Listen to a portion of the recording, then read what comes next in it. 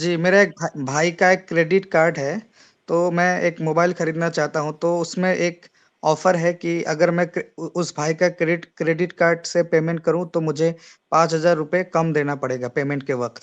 کیا میں اسے یوز کر سکتا ہوں؟ کریڈٹ کارڈ کا یوز کرنا اس بات پر ڈیپینڈ کرتا ہے کہ کیا کریڈٹ کارڈ کا لینا، کریڈٹ کارڈ کا حاصل کرنا کسی بینک سے جائز ہے کہ نہیں. کریڈٹ کارڈ کے بارے میں پہلے بھی ہم کئی بار غالباً گفتگو کر چکے ہیں.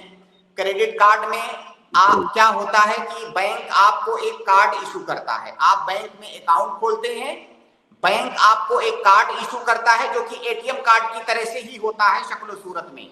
لیکن جو ڈیبٹ کارڈ ہوتا ہے، عام جو کارڈ ہم استعمال کرتے ہیں ڈیبٹ کارڈ میں اور کریڈٹ کارڈ میں فرق یہ ہوتا ہے کہ ڈیبٹ کارڈ میں ہماری رقم بینک کے اندر جمع ہوتی ہے، ہم پیسہ جمع کرتے ہیں، اسی پیسے کو اس کارڈ کے تھرو ہم استعمال کرتے ہیں، چاہے اے ٹی ایم سے جا کر کے نقد کی شکل میں نکالیں یا اس کو آن لائن پیمنٹ کریں، کہیں پر مارکیٹ وغیرہ کریں، ہم جو بھی یوز کرتے ہیں ہمارے اسی اکاؤنٹ سے وہ پیسہ کٹتا ہے.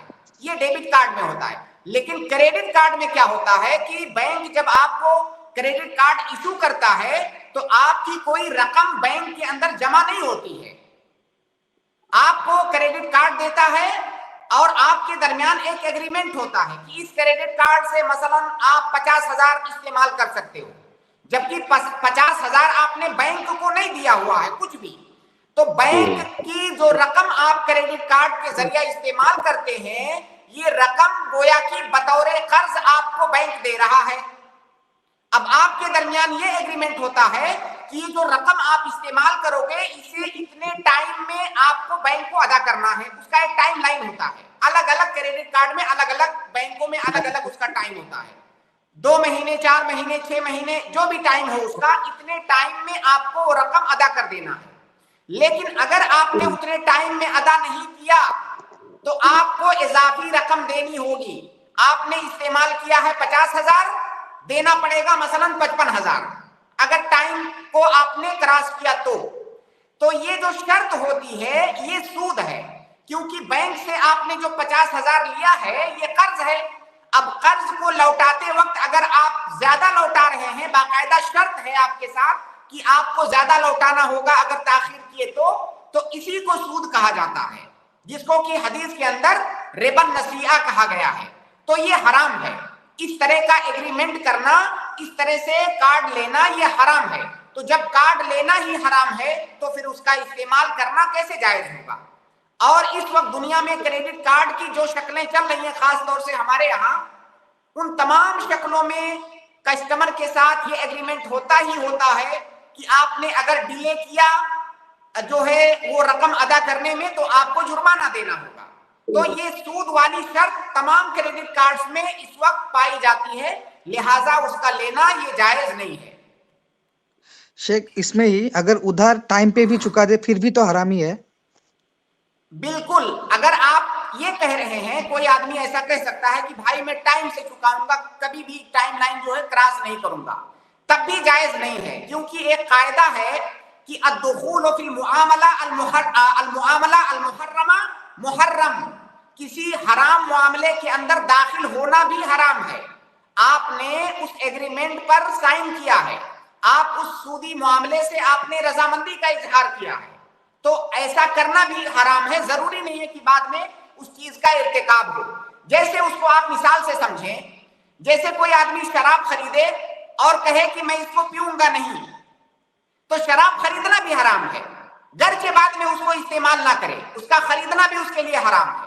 تو حرام معاملے کے اندر داخل ہونا، اس پر اپنی رضامندی کا اظہار کرنا، یہ بھی حرام ہے.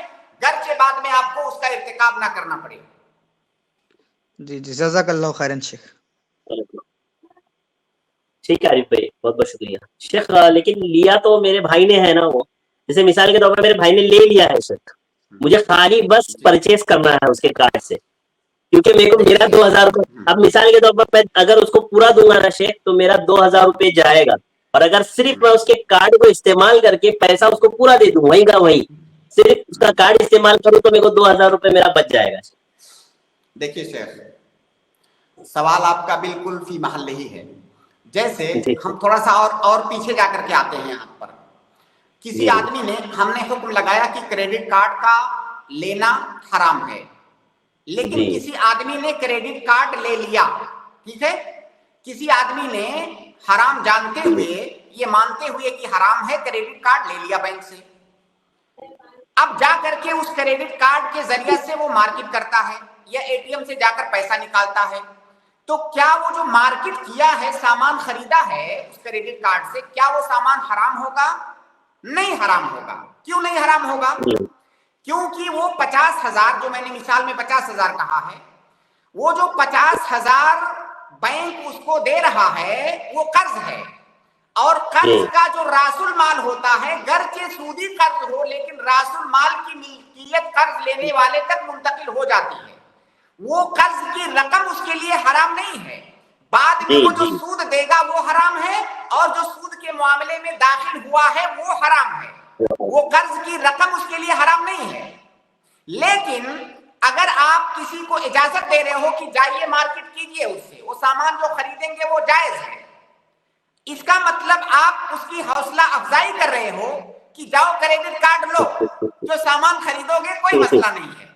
تو بھائی, ایک آدمی جو حرام کام کر رہا ہے, آپ اس میں اپنی شراکت داری درج مت کروائیے, گرچہ اس کریڈٹ کارڈ سے خریدا ہوا سامان حرام نہیں ہے, وہ جائز ہے, کیونکہ جو سود کی اصل, جو قرض کی اصل رقم ہوتی ہے وہ اس کا مالک ہو جاتا ہے قرض لینے والا.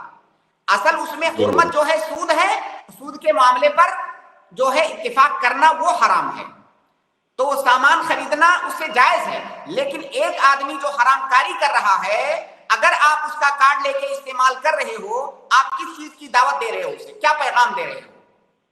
اس لیے آپ اس سے دور رہیے. بھائی یہ ذریعہ بن رہا ہے کریڈٹ کارڈ کو پروموٹ کرنے کا, حوصلہ افزائی کرنے کا, ایسے لوگوں کی کا ذریعہ بن رہا ہے. اور اگر وہ ذریعہ بن رہا ہے تو ہم کہیں گے کہ آپ کا اسے استعمال کرنا بھی حرام ہے, آپ ذریعہ مت بنیے اس کو, اس کی حوصلہ افزائی کا.